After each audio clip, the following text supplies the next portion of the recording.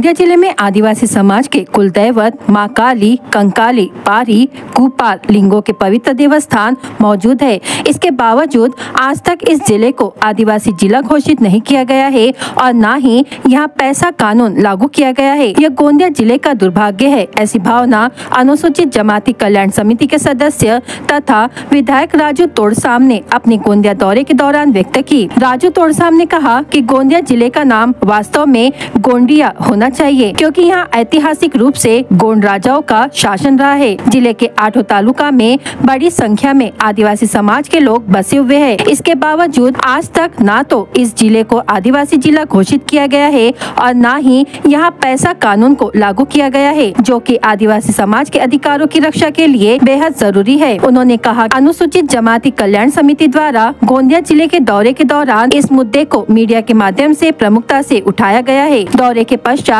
वे यह मामला मुख्यमंत्री के समक्ष मजबूती से रखेंगे और गोंदिया जिले को आदिवासी जिला का दर्जा दिलाने का हर संभव प्रयास करेंगे। साथ ही पैसा कानून भी जिले में शीघ्र लागू हो, यह सुनिश्चित करने की दिशा में गंभीर कदम उठाए जाएंगे, ऐसा भरोसा विधायक राजू तोड़साम ने जताया। अगदी बरोबर आहे, कारण की गोंदिया जिल्हा हा गोंदिया नसून गोंडिया आहे। आणि तुम्ही जर मराठी कोश जर बघितला शब्दकोश, तर मराठी शब्दकोशाचं मी वाचन केलेलं आहे। गोंदिया हा गोंदिया नसून हा गोंडिया आहे। गोंड जमात या ठिकाणी मोठ्या प्रमाणावर वास्तव्यात आहे या जिल्ह्यामध्ये आणि या भोवताल सभोवताल, म्हणून हा जिल्हा हा गोंड समुदायाचा, अर्थातच गोंड जात या ठिकाणी राहत होती। त्यात शब्दप्रयोग करून थोडंसं चेंज केला। ॲक्च्युली गोंदिया हा म्हणताच येत नाही, तो गोंडिया आहे। तुम्ही जुने पुस्तक बघून घ्या, जुन्या पुस्तकामध्ये गोंदियाचा उल्लेख हा गोंडिया आहे। आणि म्हणून माझ्या माहितीप्रमाणे तुमच्या प्रसार माध्यमाच्या माध्यमातून तुम्ही महाराष्ट्राला कळू द्या की गोंदिया नसून हा गोंडिया आहे।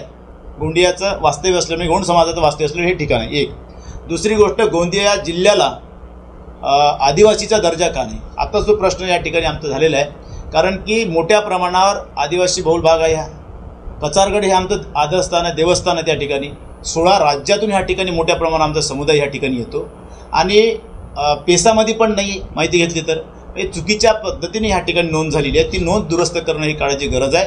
कारण क्षेत्रानुसार माहिती आहे का, आदिवासी ज्या क्षेत्रात राहतो ते क्षेत्र हे पेसा घोषित केलं जातो। आणि दुर्भाग्यानं कचारगड हे संपूर्ण आशिया खंडामधलं एक आदरस्थान आमचं, आशिया खंडातलं बरं, भारतातलंच नाही, भारतातले तर आदिवासी त्या ठिकाणी येतातच। आणि कचारगड हे पेसामध्ये नाही, आदिवासीमध्ये नाही आणि आदिवासी दर्जाही नाही। आणि म्हणून तुमच्या माध्यमातून महाराष्ट्राच्या कानाकोपऱ्यामध्ये हा जो भाग आहे हा आदिवासीचा आहे, खास करून गोंडियन समाजाचा आहे, कोयावंशी आहे। कचारगड हे आमचे देवस्थान आहे, आदरस्थान आहे आणि पारिकुपार लिंगो हे आमचे धर्मगुरू आहेत। आणि एवढं मोठं स्थान असतानाही या जिल्ह्याला आदिवासीचा दर्जा नाही, तो आदिवासीचा दर्जा मिळावा अशा प्रकारचे आम्ही शासन स्तरावर प्रयत्न करू।